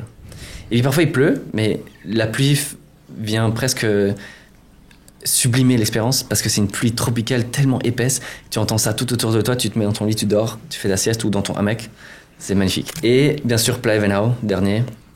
Playa Venao, c'est une plage qui a été découverte il y a 15 ans par quelques Israéliens. Ils se sont dit, mais en fait, on adore cette plage, donc on va la construire. Et il y a d'autres nationalités qui sont arrivées, mais ils ont construit des hôtels, des bars de plage, des restos, des villas, des Airbnb. Surtout si tu as le budget, Playa Venao, c'est parfait. Destination de surf excellente. Une petite communauté, tu te sens vraiment accueilli. C'est magique. C'est une plage magique avec un magnifique coucher de soleil. On mettra encore une fois. Ouais, j'ai des belles images. Je crois que dans 10 ans, Playa Venao, ça sera très connu. Pour l'instant, c'est vraiment le moment d'y aller avant que ce soit trop connu. Le souci, là, c'est pour y aller, non? Il y a un aéroport actuellement ou pas? Donc, dans le Panama, c'est assez peu cher de se promener en avion. Il y a un petit aéroport à 5 minutes d'ici. Ouais. Littéralement, si on prenait un minuteur, on arrive en 5 minutes à l'aéroport. Et c'est un aéroport qui dessert l'intérieur du pays. Et il y a des vols Flytrip $100. C'est une nouvelle compagnie que tu m'as fait découvrir. Trop content que ça existe. Et c'est des tout petits... comment on appelle ça? Cessna Caravan. Cessna Caravan. Pour les connaisseurs. Mais en gros, c'est un petit avion 12 places, 14 places avec le pilote. Et tu vas avec ta valise à main. Tu payes $100 et ça t'évite les 5 heures de route qu'il faut pour arriver à la plage que je mentionne. Playa Venao. Et pour aller à Bocas, on n'a pas précisé, mais c'est presque 10 heures de route, il me semble, par la voiture. Alors que là, en 1 heure, tu y es. 12 heures. Alors qu'avec l'avion, et en plus, tu passes au-dessus de ces îles tropicales, c'est magnifique. Et $100 aussi. Ouais. Donc Flytrip, heureusement que ça existe, parce qu'avant, il fallait organiser un avion charter. Ouais, ou alors Air Panama, mais c'est pas Copa. Hein. Air Panama, c'était leur compagnie locale. Ouais. Mais c'était plus cher, c'était 150, 200, mais c'était pas donné de voyager à l'intérieur du pays. Et aller-retour, tu te retrouvais vite à du 350 balles. Là, tu vas être t'as des billets à 75, hein, 75, donc aller-retour, t'es à 150. Alors, c'est pas cher si on compare avec les Wizz, c'est ça? EasyJet, Ryanair, etc., qu'on a en Europe où t'as des billets à 30 balles. Ça n'existe pas en Amérique latine. Pareil pour les AirAsia, etc., qu'on peut avoir en Asie. Mais ça reste acceptable. Ouais. Et ça permet d'explorer des coins où là tu vas être vraiment tout seul. Là tu découvres des vrais trucs, contrairement en Asie où c'est piétiné par des millions de touristes. C'est sûr, le Panama est une super destination pour le voyageur qui aime pas la foule et qui aime être tranquille. Mm-hmm. Très très possible ici que tu sois la seule personne sur une plage ou le premier visiteur sur une île. Il y a vraiment moyen d'être à l'écart de la foule si c'est ton délire. T'as été à San Blas déjà ou pas? J'ai été à San Blas, mais je t'avoue que je suis pas amoureux de San Blas. Ok. Parce que c'est très touristique justement. Et ils font justement, et c'est le seul truc dont ils parlent toujours. Et où ils vont vraiment. En fait. Ils font des. C'est très facile, c'est accessible, c'est pas loin de la ville, etc. Mais c'est vraiment à la louche, le touriste à la louche, et on est un peu parfois. Même si tu veux une expérience premium, t'es traité un peu avec tout le monde, un espèce de gros tas de touristes en même temps. Ça manque de personnalité. Et s'il fait moche, t'as une expérience terrible sur San Blas. Okay. S'il fait beau, alors c'est super. Ok, je suis pas allé encore, mais c'est en gros c'est la partie un peu indigène du Panama, c'est ça, et c'est vierge parce que justement c'est les indigènes, ils veulent pas qu'il y ait d'hôtels qui se construisent, rien. C'est marrant, ils ont un accord un peu particulier avec le gouvernement panaméen. Ils ont leur propre gouvernement, ils sont indépendants du Panama. On les fait pas chier. En échange, ils reçoivent quelques touristes et je suis sûr qu'ils contribuent au maintien de leur écosystème et de leur environnement. Mm-hmm. Mais sinon, c'est un peu particulier. Je sais que le Panama leur donne des droits spéciaux, eux, en tant que communauté indigène. Ouais. Tes meilleurs souvenirs, donc là tu as dit tout à l'heure faire une vague là, du côté de Bocas del Toro. Ouais. Quels sont les grands moments les plus mémorables là, sur ces 1 an et demi ici à Panama? Mais je dois dire que ce métier d'influenceur m'a ouvert quand même pas mal de portes avec des expériences uniques. J'ai été récemment invité sur un yacht et on m'a juste dit oui, il y a les plus belles influenceuses de Panama. On te paye, tu iras à manger, à boire sur le yacht, c'est un énorme bateau, on va passer la journée au soleil, est-ce que tu veux, s'il te plaît, tu peux venir avec nous? J'ai dit ok, on y va, et c'était effectivement une journée fantastique, c'était trop sympa. J'ai aussi eu l'occasion de voler en avion pas mal de fois, mais des petits avions, vraiment tout petits, avec le pilote qui m'a permis, par exemple, je lui ai dit allez sur un petit malentendu, tu pourrais faire un petit 0G, donc faire des hauts et des bas, et donc on mettait des objets dans nos mains et l'avion faisait des hauts et des bas et les objets commençaient à voler parce qu'on était en 0G, chose que tu peux pas faire dans un airspace contrôlé comme en Europe, tu vois. Ici le pilote il était en délire, il disait ah c'est cool, c'est limite si il voulait pas qu'on commence à boire des coups avec lui dans l'avion. Genre vraiment, quand je dis que ce pays c'est GTA, tu peux vraiment faire tout. J'ai découvert le golf en arrivant au Panama et il y a des terrains de golf mais vraiment super beaux et vides. Mm-hmm. Si t'es fan de golf au Panama, tu seras refait. Et c'est des terrains de golf à niveau international. Ouais. Mais j'en ai un en particulier, une belle expérience. C'était ici à Gamboa. un terrain de golf où on jouait et je me retourne et j'ai un crocodile qui a commencé à marcher doucement vers nous. Oh. Donc faut faire attention parce qu'il y a plein de c'est très dense la flore autour et donc on a des animaux qui venaient sur nous, on a vu des paresseux qui traversaient. Enfin, c'est ouf. C'est un des pays qui a une des plus grandes biodiversités en si peu d'espace animal, c'est assez incroyable. Du coup, ça s'est passé comment avec le croco? En gros, ça va, il était assez lent et on a rigolé, on l'a un peu filmé et puis on s'est dit, c'est pas lui qui envahit sur nous, c'est nous qui envahissons sur son territoire, on va le laisser tranquille. Et tant mieux parce que j'avais fait un coup très moche de toute façon, donc je suis très content que toute l'attention se prête sur le crocodile. Mais donc, pour en revenir, c'est vraiment sous-coté ce pays, c'est trop sous-coté. Enfin, en repensant à toutes ces expériences qui ont été pas si difficiles à obtenir au final, je me dis mais pourquoi on n'est pas plus ici c'est une plaine de jeu, c'est la grande question. T'as passé donc les 2/3 de ta vie en Amérique latine. Est-ce que tu te vois rentrer un jour vivre en Belgique? Je parle pas encore en tant que parent et je sais pas comment la situation du monde va évoluer, mais pour l'instant j'ai du mal à me voir retourner en Europe. J'ai tout ce qu'il me faut ici. J'ai littéralement comblé au Panama. Très bien. Qu'est-ce qui te manque de la Belgique? Ma famille. Mes amis, ma famille, ils sont encore là-bas. On pense notamment à ma grand-mère. C'est quand même trop chouette je pouvais les voir beaucoup plus souvent quand j'étais là-bas. Et j'avais créé des belles relations avec des amitiés là-bas. C'est la seule chose qui me fait encore retourner souvent en Belgique, c'est les gens qui sont pas venus avec moi. Pas les frites. Les frites. Je voulais juste faire une mauvaise blague. Non.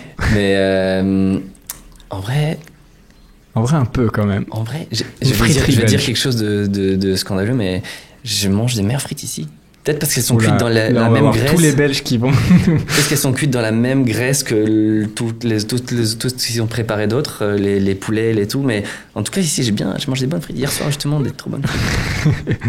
Est-ce qu'il y a des choses qui te manquent des pays où tu as grandi, donc Bolivie, Équateur, je sais plus où tu as été, Guyane. Est-ce qu'il y a des choses qui te manquent de ces pays-là? L'Équateur, on mangeait quand même très très bien. Les Équatoriens, ils ont une bonne culture culinaire. J'ai aussi grandi pendant 6 mois au Pérou et là on mange ah bah oui, trop c'est bien. Dans les meilleures cuisines du monde. Hein. Ouais. Donc je dirais niveau de spécialité culinaire, mais pas de haut de gamme, mais juste le commun, le lunch, almuerzo, ejecutivo, comme ils appellent ça ici. Je trouve qu'il y a des pays où on mangeait quand même beaucoup mieux. Ok, donc c'est ce qui te manquerait un peu de ces expériences que tu as eues dans ces autres pays. Ouais. Tu as l'air d'être bien installé ici et j'imagine que tu te projettes quand même sur le long terme. Mais si tu devais quitter demain le Panama, ça serait pour quel pays? Il y a un pays qui a toujours eu mon cœur, on en a parlé tout à l'heure, mais si la situation au Venezuela le permettait un peu plus, je crois que j'irais au Venezuela. J'étais juste en tant que touriste et j'ai vu un peu de ce pays, mais de ce que j'en connais, comme de par les gens que j'ai connus, et la réputation et simplement la magie de ce pays, je crois que le Venezuela m'attire vraiment. Si un jour ça devient envisageable, en remplissant mes critères, ça va être compliqué, mais la sécurité et la monnaie, j'adorerais aller explorer le Venezuela. Ok, ça te fera pas loin d'ailleurs pour faire ton déménagement. C'est ça, j'espère. L'avant-dernière question que j'ai pour toi, c'est quels sont tes projets futurs, perso et business, ici à Panama? Je t'avoue que j'aime beaucoup gérer ce studio. Ça me permet de transmettre ce plaisir de créer à d'autres gens et le rendre plus facile pour eux la création de contenu et de participer à leur business et de le voir grandir. Donc j'aimerais bien créer peut-être d'autres studios, peut-être dans le pays ou peut-être dans un pays voisin. Ça, c'est dans le court terme. Donc scaler cette activité. Et mon compte Instagram, j'adore vraiment faire les petites vidéos que je fais. J'en fais plus ou moins une par semaine. Toujours sur des sujets un peu random. J'ai le luxe de pouvoir choisir de quoi je parle. Et parfois, je parlerai de Destination Panama, mais parfois, si j'ai envie de raconter un peu de ma vie privée ou de l'expérience d'expat au Panama, j'ai envie d'être encore plus involved, d'être encore plus... engagé.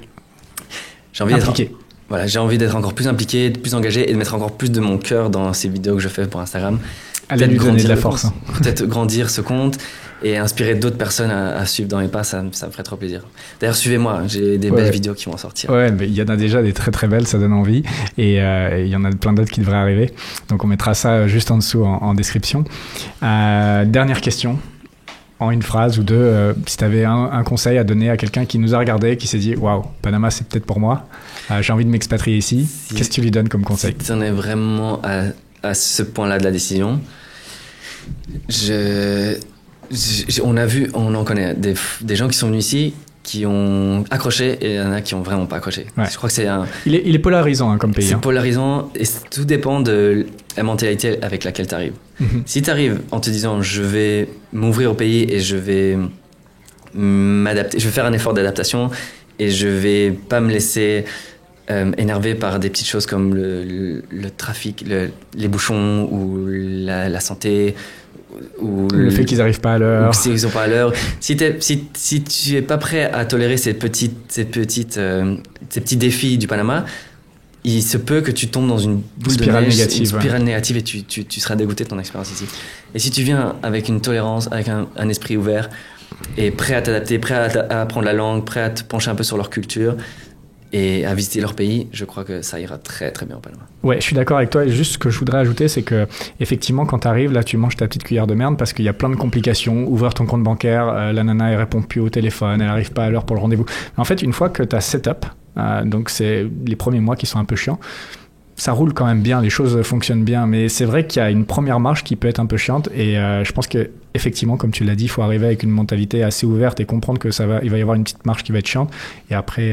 Oui, et puis il y a des gens qui sont là pour vous aider. Il y a déjà une communauté ici. Toi, tu as ton cours, ta formation pour aider les gens à s'adapter. Enfin, vous ne serez pas tout seul. On parle de tous ces défis, mais on les fait ensemble. Tu vois, et puis en plus, c'est Panama City. Enfin, vous n'allez pas au fin fond d'une île déserte, quoi. Il y a d'autres francophones et il y a plein d'autres expats qui ont fait ça avant vous et qui vous guideront. Moi, c'est comme ça que toutes mes questions ont été répondues par d'autres expats et j'ai réglé ça une galère à la fois, mais on y est. Et maintenant, tout roule. Top. Je pense que c'est là-dessus qu'on va pouvoir terminer ce podcast. Merci encore d'avoir pris le temps de le faire, de changer de rôle pour une fois. Ça tourne toujours, tout tourne toujours. Du coup, on mettra les liens du studio Manzana. Je crois que tu as un site pour Manzana.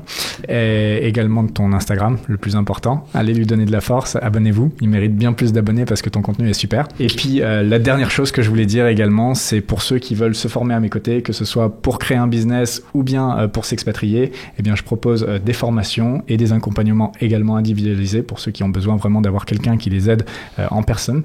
Et donc vous retrouverez toutes les informations juste en dessous en description, et on se retrouve soit à l'intérieur d'un des programmes, soit dans une prochaine vidéo YouTube. À très bientôt. Ciao, bye bye.